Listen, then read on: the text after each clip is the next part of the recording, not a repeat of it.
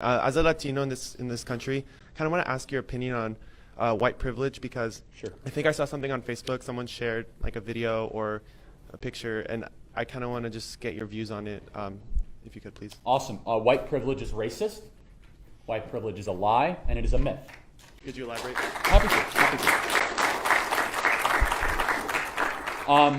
White privilege is racist. Let's go through it. As soon as you begin to categorize certain individuals based on skin color, that in of an essence is racism. It is. If you say, oh, you're privileged because of your skin color, are you kidding me?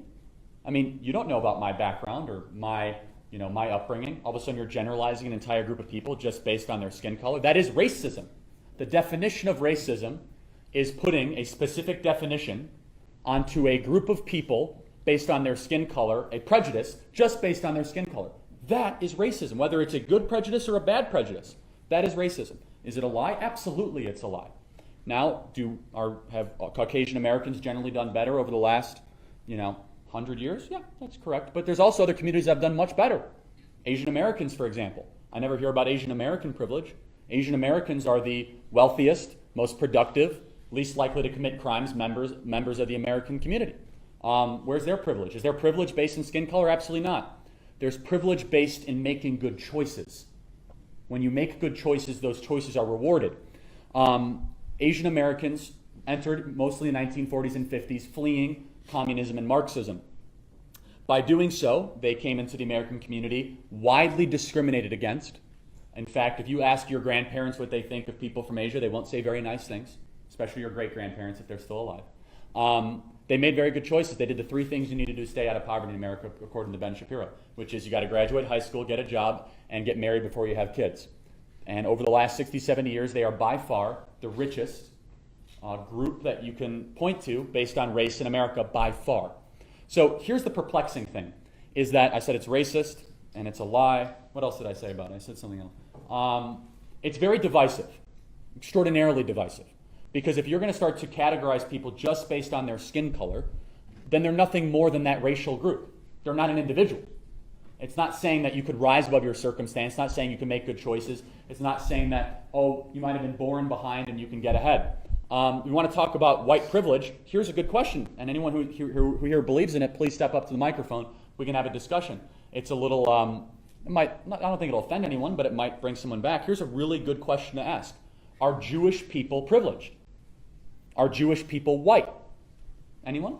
Are Jewish people considered white? Technically they are. If you consider their history, I would say not. Oh, they're not white. Then what are they? They're Semites. They're from the Middle East, at least historically speaking. Okay, so we don't have that as a box to check on the U.S. Census Bureau. I think there should be. Okay, so they should be Semites. Okay. Well, not Semites, but well, I mean that is the technical definition. But for lack of a better term, they are considered white. I'm white and I'm Jewish, and I don't think that I'm considered anything but. Yeah. So let's go to this. I don't think it's a monolith, though. I mean, I think you can if you identify as white and a Jew, like that's fine. But I know like there are a lot of people who have a lot of connections to, especially like Israel. Yeah. So but here's the point. Here's the point.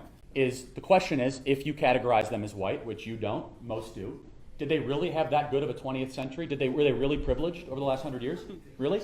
No. Yeah, they had an extermination order put up against them in an entire continent.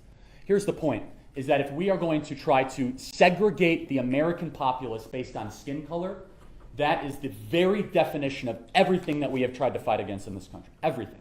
And despite even historical and statistical trends, it just isn't true. There's twice as many white people living in poverty in America than black people. Do they live at a higher rate? Absolutely they do. You talk in aggregate numbers, it doesn't reflect to that. So look, here's the point, is that it is anti-individual, and it is very much this idea of racial group collective that I think is extraordinarily harmful and creates this victimhood mentality that pits one group up against the other, that does not reward what America truly is, which is a place where good choices will eventually be rewarded. Go ahead and say something in response if you want to. Yeah, just I guess one follow-up question.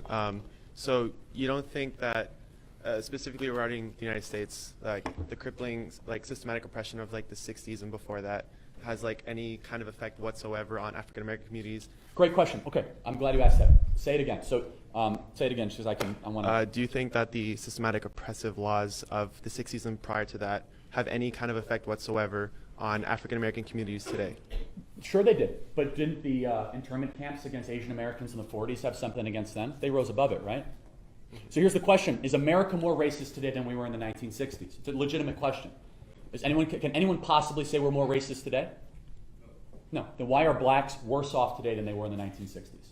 It's not because we're a more racist country. We're much less racist in every single metric. It's because we've incentivized bad behavior over the last 60 years. Black single motherhood was 18% in 1965. It's now 71%. What happened? Is it because we got to be a more terribly racist country? No. Did we get more racist laws? No, we actually got rid of most of all of them. Civil Rights Act, we got rid of almost every single one.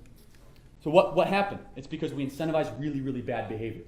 We said to single mothers, go ahead, have kids, and we'll give you a check every single month. But don't get married. As soon as you get married, you lose the check.